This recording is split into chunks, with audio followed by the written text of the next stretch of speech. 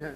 उसी समय में जो पहले सरकारें रही हैं तो उसमें जो फिगर्स हैं कि हमारे समय में बीएसपी की सरकार के समय में 1611 केसेस इस एक्ट के तहत दर्ज हुए हैं, 1611। लेकिन उससे पहले जो सेंट्रल का रूल था तो सेंट्रल के रूल में इसी समय में 1737 दर्ज हुए हैं। उससे पहले इन्होंने बताया हमारे साथी ने कि मुलायम सिंह जी का रूल था। उसी समय में जब मुलायम सिंह जी का रूल था तो उसमें 2767 तो जो केसेस हैं वो दर्ज हुए हैं। अगर इस किस्म के केसेस दर्ज हुए, इसी तरह से हमारे इधर साथी इधर एक नहीं है, उन्होंने मुझसे कहा कि भाई हमारे खिलाफ ये एक्ट लगा हुआ है तो मायावती को कहकर इसको रफा दफा कराएं। अटल जी को भी उन्होंने बोला, कनौजिया जी हैं मेंबर पार्लियामेंट, मैंने उनसे कहा कि भाई मायावती ने ये एक्ट लगा दिया है, किसने लगाया है?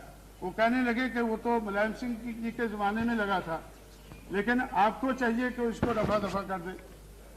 इसलिए मैं समझता हूं कि जो ये एक्ट का मिसयूज होता है तो मिसयूज रोकना तो ठीक बात हो सकती है, लेकिन एक्ट को खत्म करना अगर ठीक बात है तो इस सदन में ये बात उठनी चाहिए और इस सदन में ये एक्ट को रद्द करना चाहिए। लेकिन ये एक्ट सिर्फ उत्तर प्रदेश के लिए नहीं है, ये तो देश भर में जो एट्रोसिटीज होती हैं, शेड्यूल कास्ट शेड्यूल ट्राइब के ऊपर एट्रोसिटीज होती हैं, क्या उनको रोकना चाहिए या नहीं रोकना चाहिए? हर कोई कहता है रोकना चाहिए, लेकिन जब रोकने की बात आती है, रोकने की कोशिश होती है तो लोग विरोध करते हैं, तो उसका विरोध होता है। तो इसलिए मैं समझता हूं कि इस सदन में ऐसी ही बातें, ऐसा ही हमें एक्ट बनाने चाहिए, ऐसे ही कानून पास करने चाहिए जिनको हम लागू कर सकें। जिन कानूनों को हम लागू नहीं कर सकते तो ऐसे कानून हमें पास नहीं करने चाहिए। इसीलिए मैं समझता हूं कि डेमोक्रेसी के बारे में बहुत कुछ कहा जाता है कि इस देश में डेमोक्रेसी बहुत बड़ी है, बहुत बड़े अरसे से चल रही है, लेकिन मैं समझता हूं कि इस देश में कोई डेमोक्रेसी नहीं है।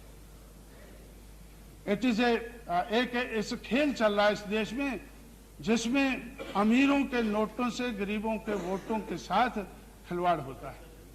अमीरों के नोटों से गरीबों के नोटों के साथ खिलवाड़ होता है और मैं समझता हूं कि इसको अमीरों के नोटों से गरीबों के वोटों के साथ खिलवाड़ होता है, जिसको डेमोक्रेसी कहते हैं।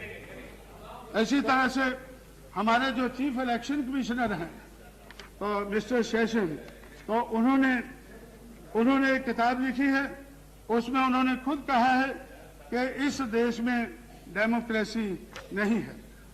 उन्होंने एक मिस्टर सेशन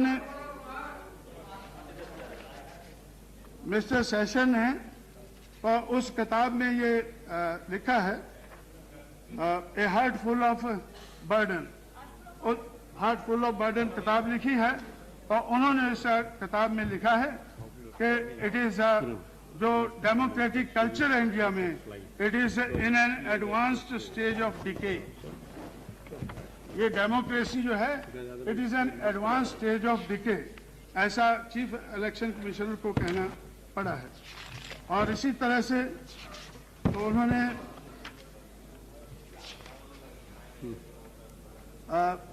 और 1951-52 में तो जब इस देश में डेमोक्रेटिक प्रोसेस चलने वाला था तो बाबा साहब अम्बेडकर ने उसी वक्त कहा था कि भाई ये जो अगर अमीर के पैसों से अगर चुनाव लड़ा जाएगा तो फिर अमीरों की ही बात इस देश में चलेगी, पैसे वालों की ही बात चलेगी। और वही हम देख रहे हैं कि मनी माफिया और मीडिया का रोल बहुत बड़ा है। मनी माफिया और मीडिया का रोल इस देश की डेमोक्रेसी में बहुत बड़ा रहा।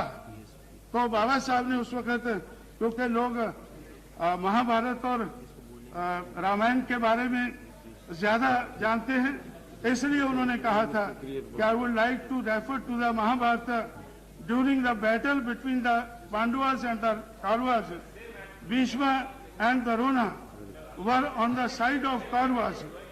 Pandavas were in the right and the Kauravas was in the wrong. Bhishma admitted this.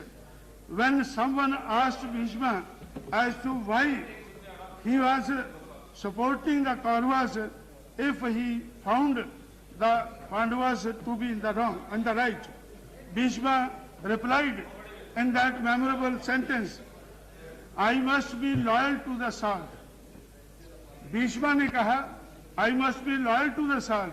If I eat the food of Kauravas, I must take their side, even if they might be in the wrong. तो उस वक़्त से 1951-52 से इस बात के बारे में हमें मालूम है कि अमीर के नोटों से गरीब के वोटों के साथ खेल खेला जाता है और हम इसको लोगों को, दुनिया वालों को बताते हैं कि इस देश में डेमोक्रेसी है। इसलिए तो रिफॉर्म की, इलेक्टोरल रिफॉर्म की बात बहुत चली है। मैंने नोट किया है कि इलेक्टोरल रिफॉर्म के बारे में, अब तो एक मिनट खत्म कर दें, अभी तो आखिरी में बात कह के बैठ जाऊंगा। ये भी इस बात का एहसास है। तो इलेक्टोरल रिफॉर्म के बारे में 36 मिनट आपने लिया। हम लोगों ने 1972 से ये काम शुरू किया है। 1990 तक तो बहुत कमेटियां उठाई गई हैं। 1972 में रॉ कमेटी बिठाई गई, उसके बाद 1974 में कारकुंडे कमेटी बिठाई गई, उसके बाद में कैबिनेट कमेटियां बहुत सी बैठी 1982 में, और उसके बाद आज तक 14 चीफ इलेक्शन कमिश्नर हमारे देश में हुए हैं। हर इलेक्शन कमिश्नर ने इलेक्टोरल रिफॉर्म के बारे में अपनी रिपोर्ट दी है कि ये होना चाहिए, लेकिन आज तक जो रिफॉर्म की बात हमने कही है वो आज तक हम कर नहीं पाए हैं, क्योंकि हम करना नहीं चाहते हैं। हम ये करना नहीं चाहते हैं। पिछले 50 साल में इलेक्टोरल रिफॉर्म की बात तो बहुत कही गई है, लेकिन हम करना नहीं चाहते हैं, इसलिए हम कर नहीं पाए हैं।